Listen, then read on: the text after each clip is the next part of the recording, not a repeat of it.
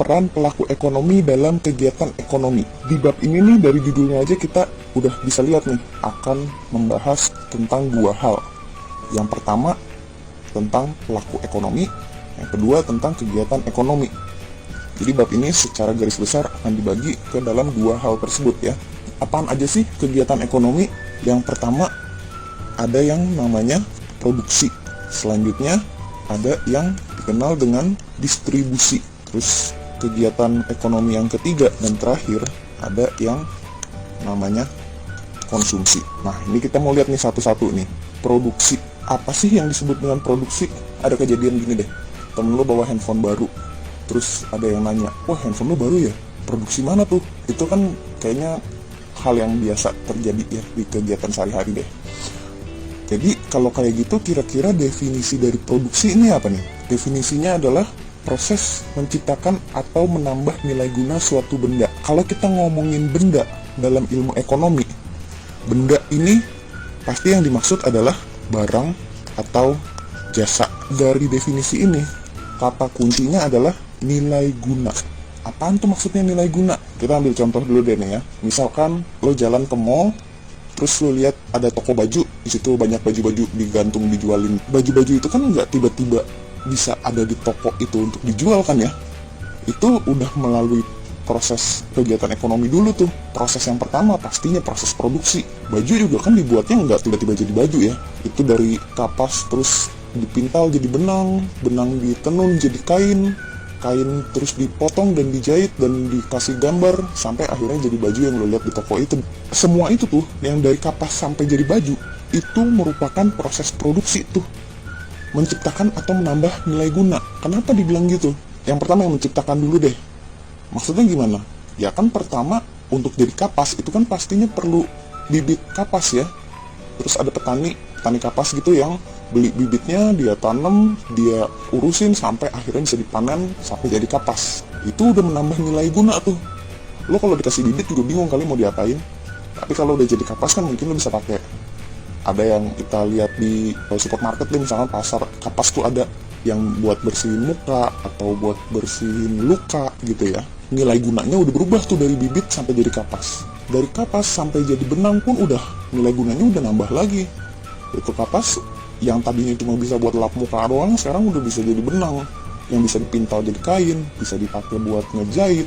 Nilai gunanya udah nambah lagi dari benang jadi kain. Itu juga udah nambah tuh nilai gunanya tuh sampai akhirnya jadi baju yang lo lihat di toko, di mall itulah.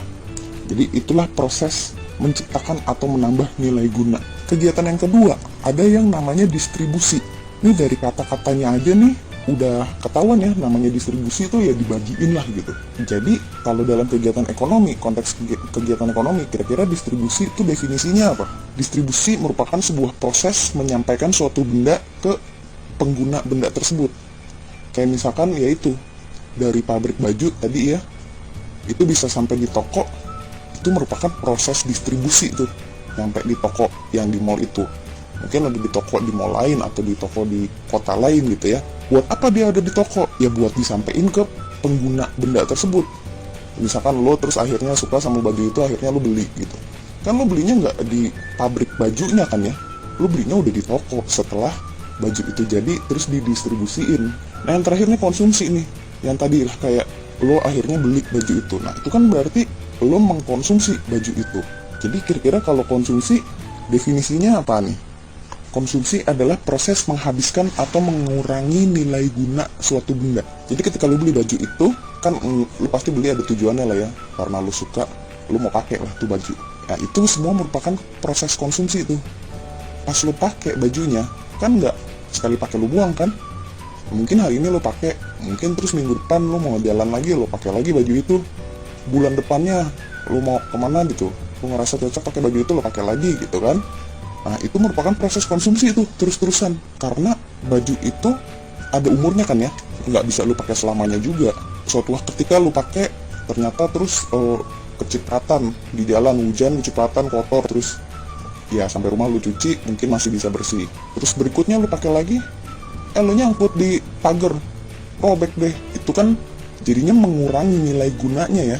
Nilai guna baju itu jadinya udah berkurang, sekarang bajunya udah bolong. Atau bahkan kalau rusaknya udah parah, udah nggak bisa lu pakai lagi gitu, udah habis deh tuh nilai gunanya. Kayak gitu ya. Kadang-kadang lu mengkonsumsi mungkin juga makanan, beli nasi campur di kantin, itu lu mengkonsumsi nasi tersebut kan, nasi campur itu lu menghabiskan lah nilai gunanya. Itu untuk semua barang dan jasa yang lu beli, itu pastinya lu membeli nilai gunanya. Terus ketika lu konsumsi, lu pakai atau lu makan atau digunakan lah barang yang lu beli itu, nilai gunanya akan habis suatu saat. Itulah yang namanya proses konsumsi. Nah, ini 3 kegiatan ekonomi. Nah, kegiatan-kegiatan ini nih ada pelakunya nih.